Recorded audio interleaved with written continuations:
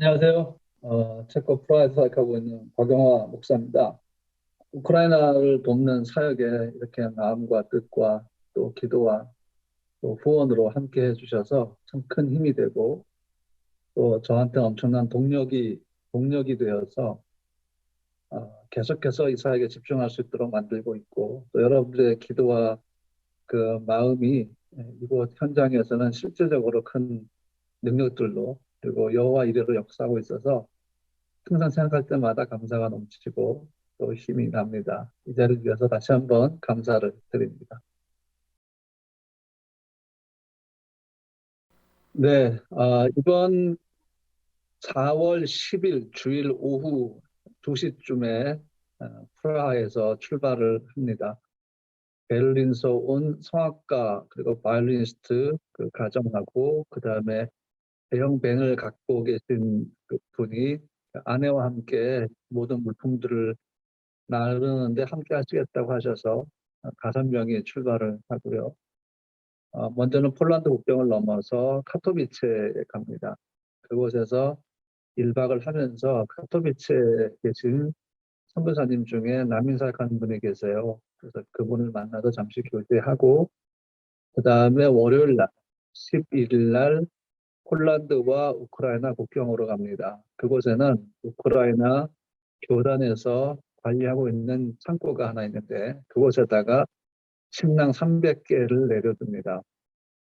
그러면은 우크라이나 안에서 담당자가 차를 몰고 나와서 그런 것들을 싣고 우크라이나로 들어가게 됩니다.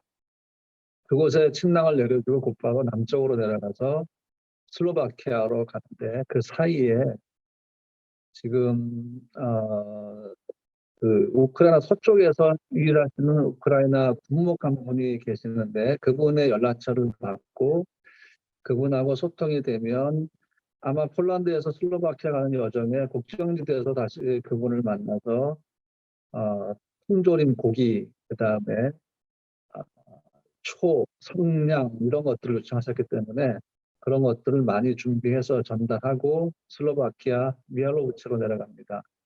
그곳에서 지난번 전달했던 그 전만규 선교사님 창고에 짐을 내려놓고 그 다음에 안젤리나를 만나서 우크라이나 안에 학교에 필요한 물품들을 전달을 하게 됩니다. 그리고 미알로브치에서 이틀을 머물 건데 12일과 13일 저녁에 두 번의 콘서트를 합니다. 12일 콘서트는 미알로브치에 있는 복음교회, 네, 복음교회에서 그곳에 있는 난민들과 성도들을 위해서 콘서트를 하는데 소프라노와 또 바이올리스트시니까 두 분이 음악회를 하게 되고 그 다음 날은 슬로바키아 청소년들과 우크라이나 난민들을 대상으로 콘서트를 하게 됩니다. 그렇게 두 번의 콘서트를 하고 난 다음에 다시 저희가 1박 2일에 걸리는 그 일정을 통해서 프라하로 돌아오는데 대략 생각해 보니까 거리는 한 2,500km 정도 되고 시간은 한 30시간 정도 걸리지 않을까라고 예측을 합니다. 그런가요? 일단 그 대형 밴으로 하나 가득하고요. 대형 밴의 크기는 아마 그 독일 벤츠사의 트랜스포터 같은 사이즈 정도 될 것 같은데 그거보다 좀 작을 수 있겠지만 거기에 싣고 그다음에 그 승용차에 또 가득 짐을 싣고 그렇게 하면 글쎄 아직 뭐 지금 계속 주문한 물품들이 다 오고 있어서 이번 주까지 오는 것들을 다 실어 갈 텐데 뭐 다 싣고 나면은 거의 2천만 원 정도의 물품이지 않을까라고 생각을 합니다. 일단 침낭 300개가 벌써 1천만 원이 넘어가고요. 그다음에 한국보다 여기에 물품들이 굉장히 많이 비싸요. 특히 약품 같은 것들은 15개만 사도 뭐 100만 원 훌쩍 넘어가는 물품들도 있고 그리고 이제 현지에서 요청한 것들을 다 구입을 하려면 아마 상당히 많은 금액이 필요할 것 같은데 일단 이번에 가는 2차에 가는 물품은 2천만 원이 좀 안 되는 물품들을 싣고 갈 것 같습니다. 네, 우크라이나 도끼 서약 속으로 깊이 들어갈수록 점점 더 알게 되는 것들이 상당히 많아지고 있는데, 지난번 갔을 때는 제가 느끼지 못했던 것들이 있었습니다. 물론 저 혼자 제 아내랑 같이 갔었기 때문에 그런 대화들을 나눌 수 있는 그런 시간들이 없었지만, 요번에 준비를 하는 과정 속에서 들려온 얘기는 슬로바키아의 다국수 계열의 구원파하고 신천지가 워낙 그 슬로바키아 교회들을 힘들게 하는 바람에 한국인에 대한 경계령이 내려졌다는 얘기를 들었습니다. 그래서 슬로바키아 현지 목회자하고 그 메신저를 주고받으면서 확인을 해봤더니 전부 다 사실이라고 얘기를 했고요. 그래서 난민센터 안에서 콘서트를 하려면 슬로바키아 정부에 등록된 슬로바키아 현지 교회의 허가를 얻어야 가능하다고 합니다.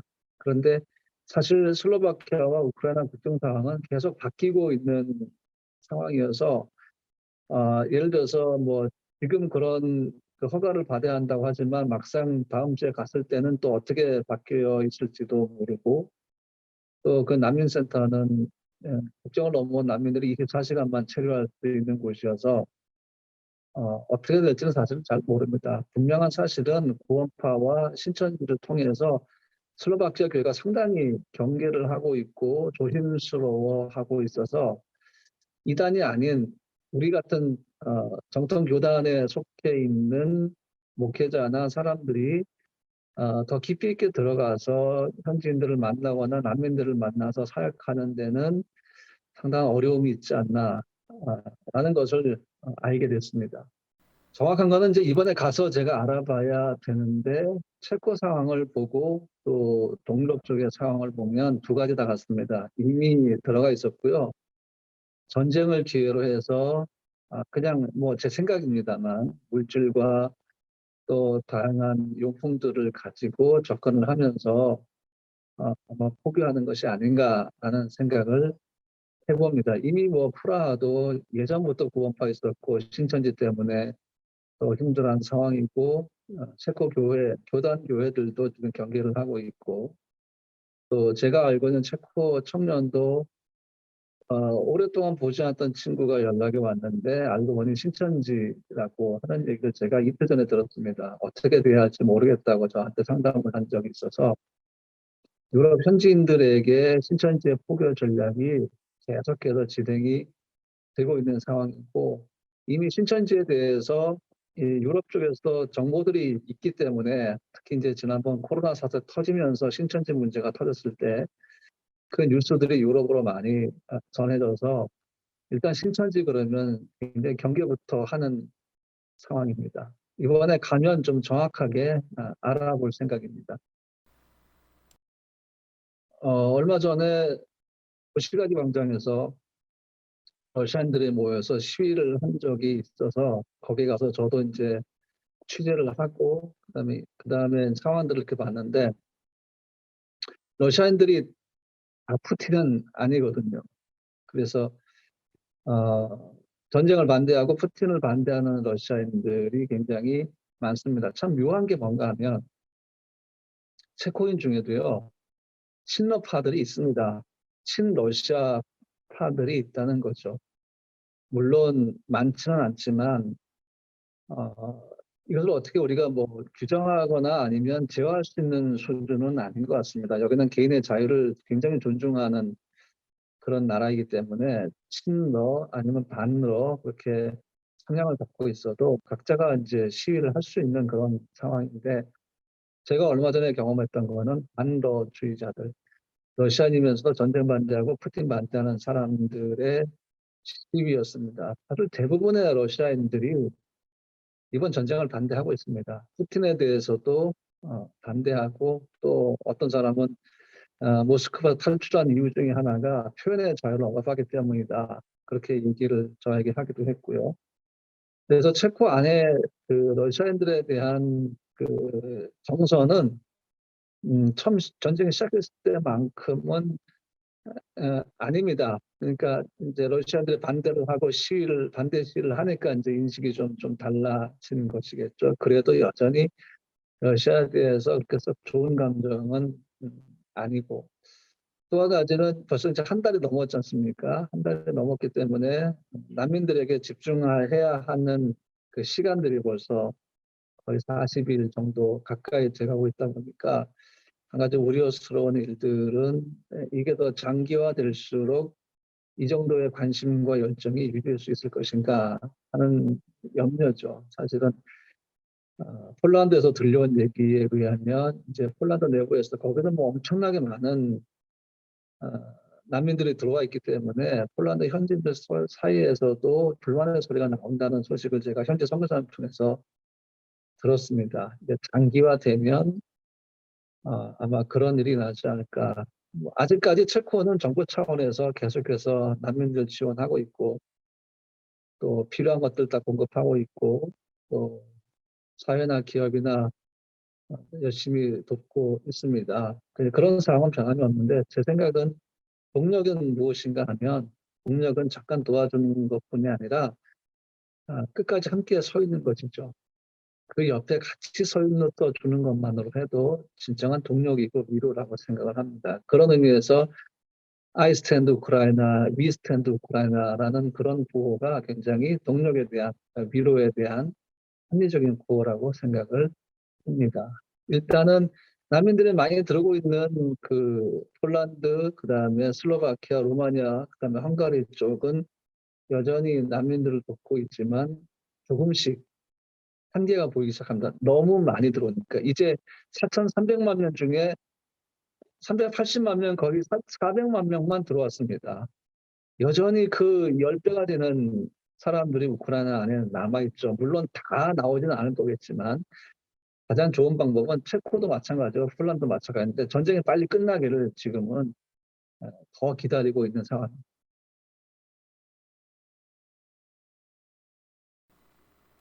상당히 많습니다. 크고 작은 하나님의 섭리, 그다음에 기도의 응답들을 경험을 하고 있습니다. 아주 작은 것부터 아주 큰 것까지. 그래서 그 모든 걸 다 설명을 할 수는 없겠지만, 그래도 최근에 경험한 것들을 좀 나누고 싶은 것은, 가장 큰 문제가 사실은 대형 밴이었습니다. 지난번에는 부인승 승합차를 렌트했는데, 제가 렌트하는 날 바로 전날에 그 차가 사고가 났다는 연락이 왔고, 한 7인승으로 대처하는 바람에 다 못 가져갔었죠. 9인승에 실을 것도 사실은 부족했습니다. 그 차에 다 실어도 다 못 실을 정도의 물품을 구입했는데 이게 7인승으로 작아지니까 힘들었죠. 그래서 이번에는 대형 밴을 렌트하려고 했습니다. 그리고 이제 계약 직전까지 갔었죠. 사실 이게 승합차와 대형 밴의 차이점, 저에게 해당되는 차이점이 뭔가 하면, 승합차는 오토매틱 매뉴얼 오토매틱 기어를 제가 렌트할 수가 있는데, 대형 밴은 오토매틱이 없습니다. 다 매뉴얼 기어입니다. 그러다 보니까 제가 사실은 왼쪽 무릎, 오른쪽 무릎이 굉장히 안 좋은데, 클러치를 계속 밟으면서 기어 변속을 하다 보면 이제 무릎에 무리가 오고, 그러다 보면은 한 30시간 가까이 운전하는 것이 사실 저에게는 굉장히 큰 고통이어서 기도하는 가운데 있었습니다. 그런데 정말 감사하게도 이 프라하에서 우리 교인들이 많이 이제 이렇게 이용하는 분인데, 대형 밴을 갖고 있는 분이 계세요. 체코 분입니다. 그분 부인이 우크라이나 사람입니다. 저희도 이제 한 여러 번 이렇게 그분을 통해서 짐을 나르곤 했는데, 그분이 그 우리 사역 이야기를 듣고는 이번부터 자기 자신이 자기의 밴으로 짐들을 나르겠다, 그렇게 연락이 왔고, 그 우크라이나 부인도 너무 행복해하고, 행복하지는 않죠. 너무 감사하는 마음으로 이 일을 같이 하기로 결정을 해서, 다행히 지금 물론 준비한 물품은 다 싣고 가지 못합니다. 그래도 꽤 많은 물품들을 싣고 갈 수 있게 되었는데, 이틀 전에 이제 저는 이제 숙소를 예약을 해야 되니까 영문 이름을 좀 밝혀달라 그렇게 했더니 온 연락이 우크라이나 사람들은 전쟁 속에서 고통받고 있는데 어떻게 내가 숙소에 갈 수 있겠느냐. 나하고 아내는 그냥 차에서 자겠다. 이렇게 연락이 왔습니다. 저는 예상하지 않았던 반응이었습니다. 왜냐하면 저는 그분들을 어떻게든 숙소에 주무실 수 있도록 설득을 해야 하는 과제가 주어졌고, 그분들은 아니다, 우리는 차에서 자겠다 이렇게 되고, 그러면 베를린에서 오시는 그 3명의 가족과 제가 숙소에 들어가서 사실 잘 수는 없죠. 그분들이 차에서 자는데 어떻게 저희가 숙소로 들어가겠습니까? 설득을 했습니다. 한국 교회에서 보낸 후원금 중에는 숙소비가 포함되어 있습니다. 걱정하지 마십시오. 이거는 숙소비로 써야 할 항목으로 정해져서 보내지는 것이고, 또 한국에서 후원하시는 목사님께서 또 그렇게 말씀하셨기 때문에 괜찮습니다. 그렇게 했더니 이제 그제서야 영문 이름이 저에게로 왔습니다. 또 한 가지는 3주 전에 저희 교회에 와서 예배 드리는 한 가족이 있었는데, 베를린에서 프라하로 여행을 오셨다가 이제 저희 교회 예배를 드리신 분인데, 그냥 그날 저희가 공동체회의가 있는 날이어서 예배 끝나고 인사도 제대로 못하고 이제 압수만 하고 그분들이 가셨는데, 광고 시간에 제가 이 사연 얘기를 나눴습니다. 그로부터 5일이 지난 다음에 그 남편 되시는 분으로부터 톡이 왔는데, 이제 본인들이 누구인지를 얘기하시면서 이 사역에 꼭 같이 하고 싶다. 이분들이 원래 미국에서 대학 교수로 계신 분인데 1년 동안 이제 교환 교수로 와 계신 분들이거든요. 미국에 살았기 때문에 살고 있기 때문에 장거리 운전은 이미 다 적응됐다. 그러면서 도와주겠다고 연락이 왔고, 거기서 서로 대화를 하다 보니까 이제 남편 되시는 분은 유명한 바이올리니스트고 아내 되시는 분은 유명한 성악가였습니다. 소프라노 거죠. 그래서 이제 그분들하고 이런저런 대화를 하다가, 그러면 우리가 집 나르는 것만 도와주는 것이 아니라 현지에서 우리가 콘서트를 하겠다.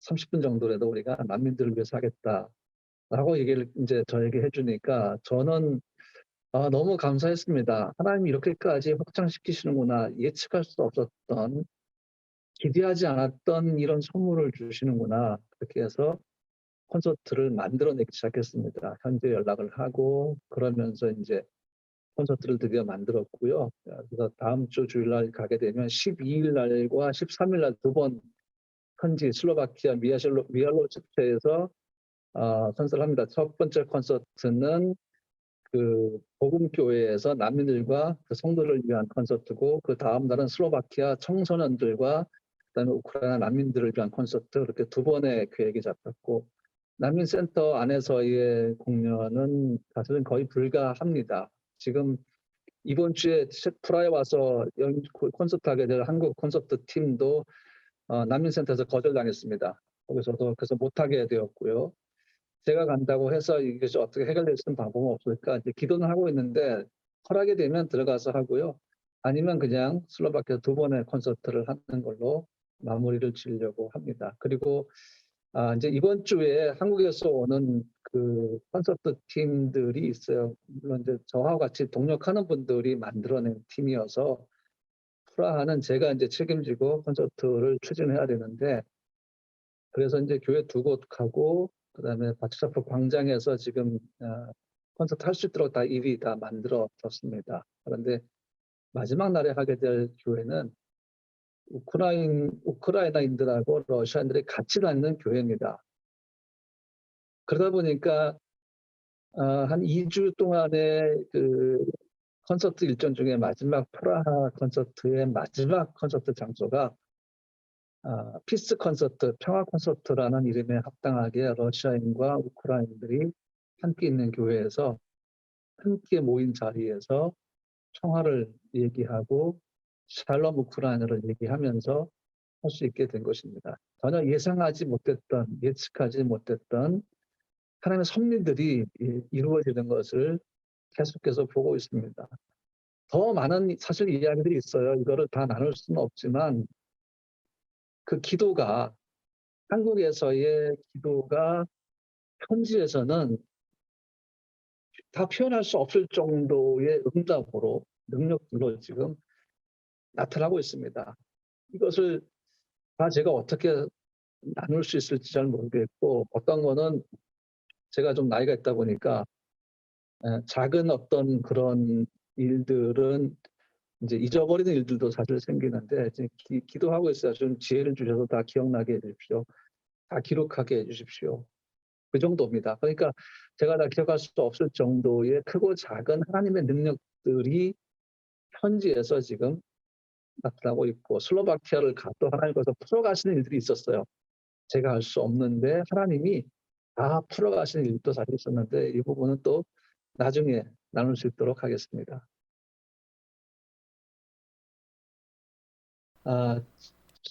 지금 매번 부탁하지만 이제 건강이 가장 저에겐 절실한 기도 제목입니다. 지난번은 아내랑 같이 가서 제가 참 많이 도움이 됐는데, 이번에는 이제 혼자 가게 되었고요.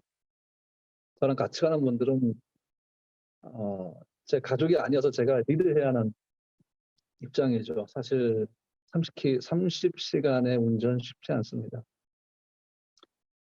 근데 지난번도 해보니까 하나님 힘주셔서 가능했고요. 20시간이 가능했으니까 30시간도 가능할 것 같고, 3차는 더 늘어날 겁니다. 왜냐하면 공급해야 할 두 군데가 더 생길 예정이기 때문에 어쩌면 40시간이 될 수도 있는 상황이고, 거의 3,500km를 갈 수 있습니다. 가장 중요한 게 뭔가 하면 제 건강입니다.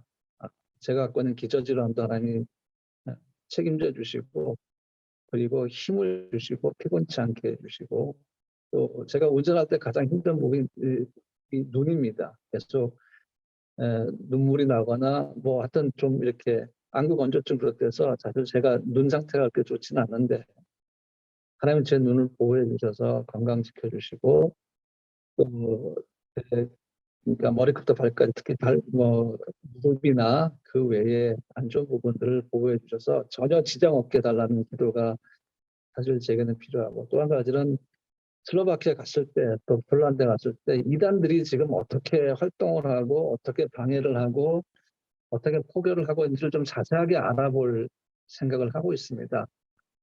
그 소스들을 찾아내고 그 단서들을 찾아내서 그 실제적인 것들을 잘 정리해서 기도 제목을 만들 수 있도록 그렇게 또 기도해 주셨으면 좋겠고, 그 다음에 이제 같이 가는 분들이 그분들하고의 좋은 관계를 잘 형성하고, 그리고 그 세대가 이동하는데 큰 무리가 없이 안전하게 정말 감사가 넘치는 평안한 여정이 될 수 있도록 그렇게 이번에 기도해 주셨으면 참 좋겠습니다. 그 외에 기도 제목들은 제가 이미 보내드린 그 내용 속에 담겨 있고, 이 세 가지가 사실 제가 지금 가장 필요로 하는 기도 제목들입니다. 네, 감사합니다. 3차 사역, 2차 사역 다녀온 다음에 보고할 수 있는 이런 시간이 또 주어진다면 서로 나눌 수 있는 기쁨의 시간이 되지 않을까라고 생각을 합니다. 항상 여러분들이 저와 함께 했던 사실을 기억하면서 힘을 냅니다. 사실 가장 힘든 게 뭔지 아세요? 선교사로 살아가면서 가장 힘든 거는 이거예요. 잊혀지는 겁니다.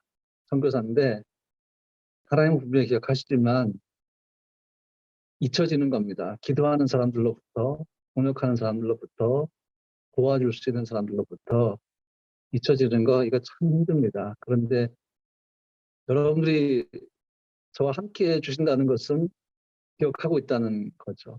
그것만이 아니라 기도해 주시고 후원해 주시고 함께 해 주시고, 제가 지금 읽을 수 있는 여러분의 모습은 더 하고 싶어 하는, 더 할 수 있는 부분이 있으면 더 하고 싶어 하는 여러분의 모습을 제가 읽습니다. 그게 진짜 큰 힘이 되고 격려가 되고 힘들 때마다 저를 일어서게 만드는 에너지가 됩니다. 정말 여러분들에게 감사를 드리고 싶습니다. 고맙습니다.